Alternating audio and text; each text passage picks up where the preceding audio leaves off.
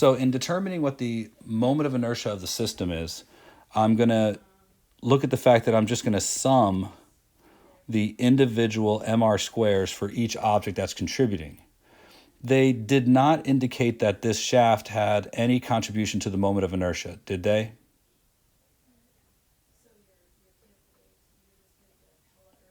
I'm sorry, I didn't understand that. It indicated what?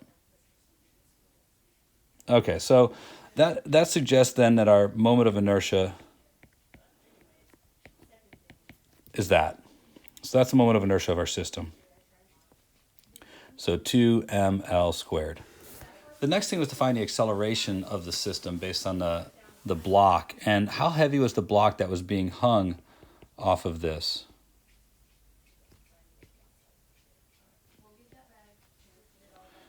And did this pulley have any inertia? All right, so let's start with the fact that the only reason this system is going to turn at all is because there is an unbalanced torque applied to the shaft right here.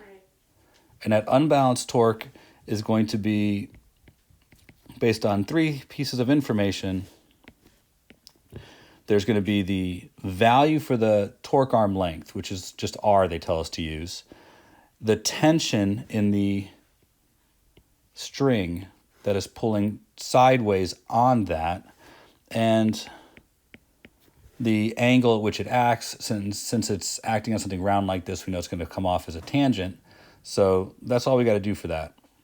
And this is going to be equal to I alpha, which is 2ml squared times alpha. Any question here? All right, big important little detail. This is one of those details that it's easy to forget. The acceleration of this block will be related to how fast this shaft turns. Agree?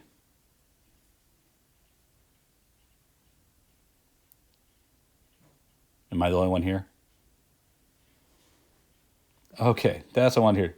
So the acceleration of that block, got to be careful here, is related to the little radius and the angular acceleration. It has to be this little radius that we're talking about here, not L. I'm doing that because I don't know what the tension is. And in order for us to deal with this problem, I'm going to need to put this in terms of something that is given, which is the mass of the block that's falling.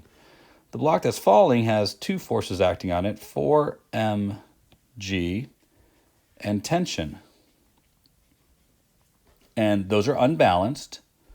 So the net force has to equal 4ma, or 4mg minus tension equals 4ma. Now, this gives me two relationships that have a shared unknown. Up here I have RT equals 2ml squared times A over R. And down here I have another relationship that also has T in it. So these two relationships can be used to eliminate T and give us an expression for the acceleration in terms of variables we are allowed to use. So that's where I'm going to go next.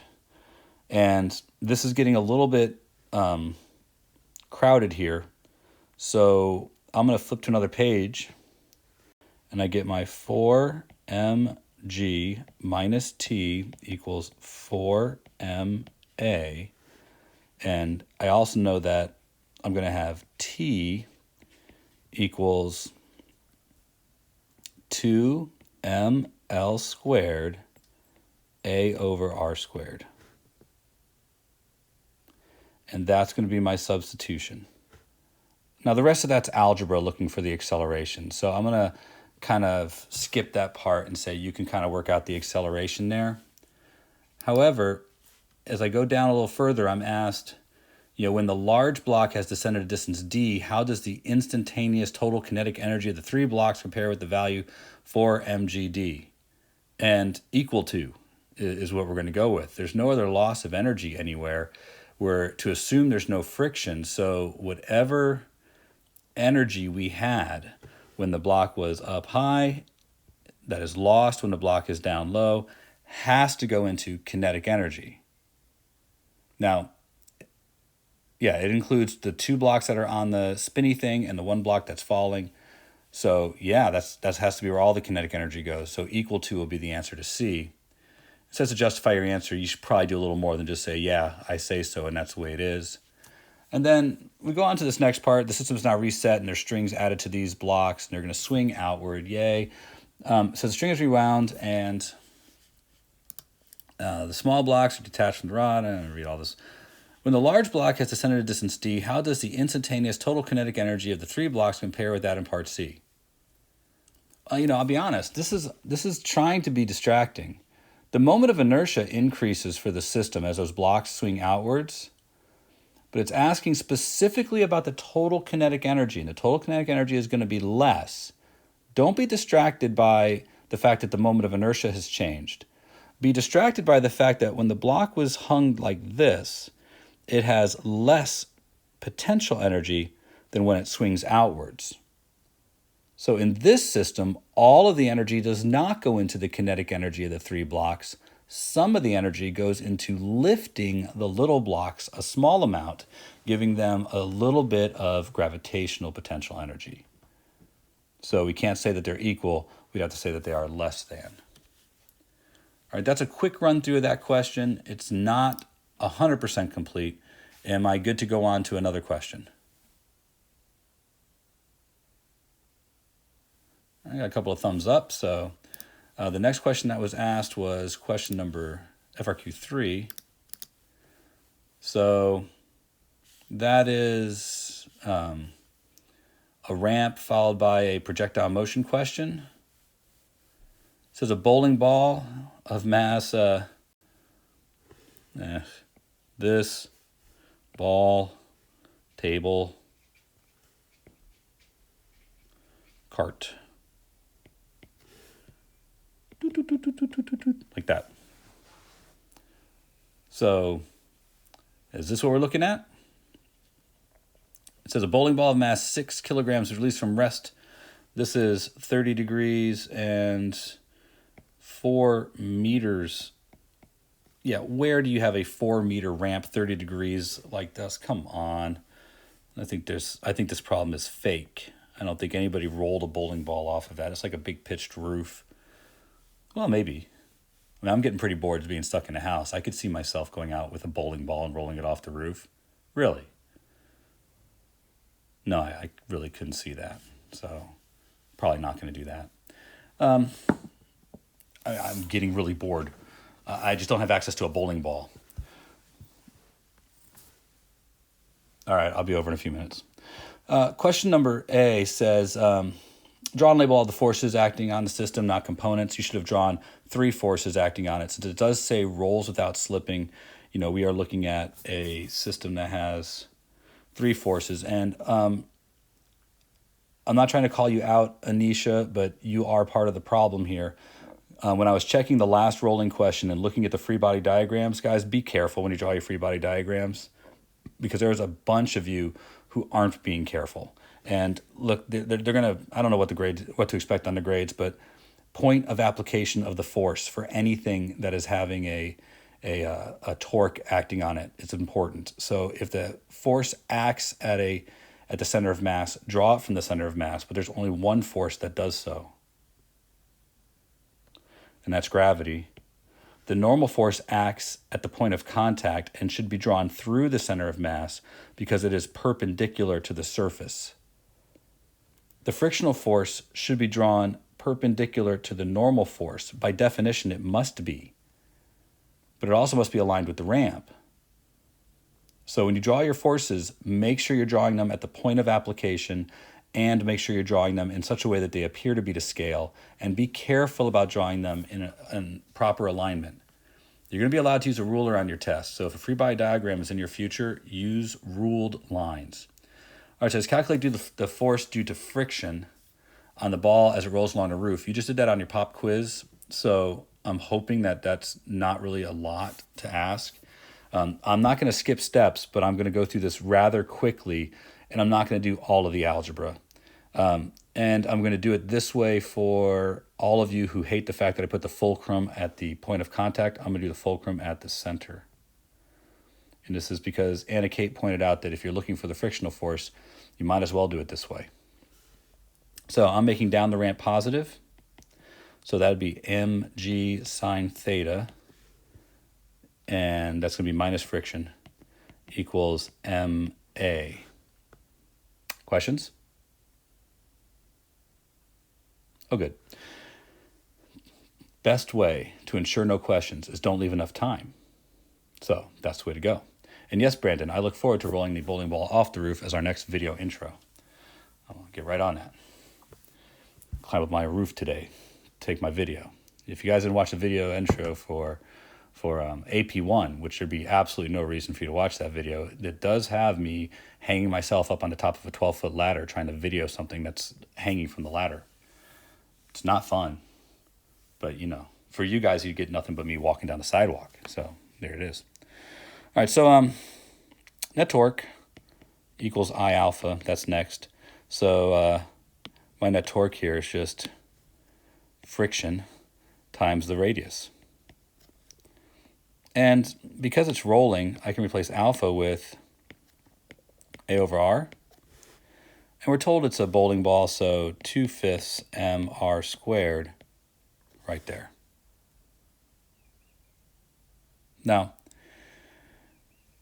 this gives you friction in terms of the acceleration, so it doesn't really give you your answer, but you can eliminate acceleration between these two to get an expression for the friction, which is what you have to do next. So I'll get friction equals 2/5 ma when I do my substitution. I'm going to solve that for A, and I'll get 5/2 F over M equals A.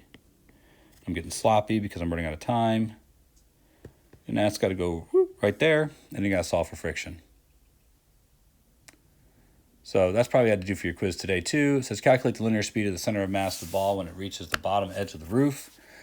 The linear speed of the center of mass of the ball when it reaches the bottom edge of the roof. Boy, that's a lot of words. But not so much to do there. Kinematics, you have the acceleration, and we assume the initial velocity is 0. We just found the an expression for the acceleration, well, or you can get the expression from what we have over there.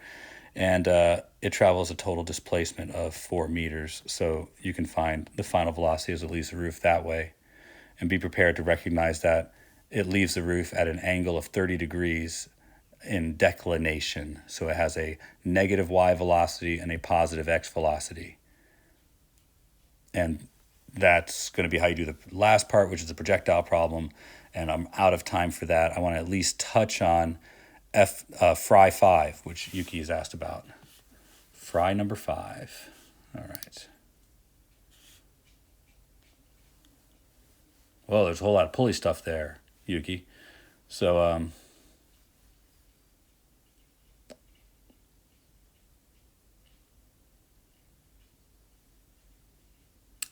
well, part A is pretty straightforward because it looks like the system is fundamentally at rest if all the m's are the same.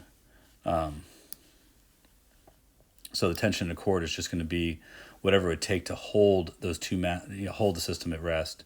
So based on what I'm seeing there, if I just look at one side where the cable is connected to basically a box of 2m, that suggests that the tension would have to be equal to 2mg. This is part A. But I mean, I don't think part A is really the part that's hard. It says B, one block is now removed from the right and hung on the left.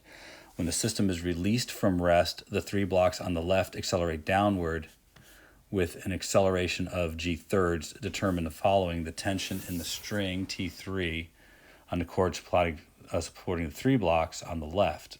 That actually isn't as terrible as it sounds, because T3 is acting upwards, but 3mg is acting downwards, and our system is accelerating downwards at 3m times the acceleration of g over 3. So that's how I would solve for T3, and this is for the 3 blocks, being pulled downwards. So they're going that way. And then we have the one block going upwards, and we know it has to have the same acceleration because it's the same string. So this will be T1 minus mg equals m times g over 3. And that's going to give you T1. Okay, well, it's been a lovely day. And I'm going to finish this problem since I'm recording separately, and I will post these notes as soon as I'm done. If you have more... Sorry, guys, got bumped off. So here's the deal. From this point forwards, and I was rushing before, but I don't really have to rush too much now. T3 will be 3mg minus mg, which is going to be T3 equals 2mg.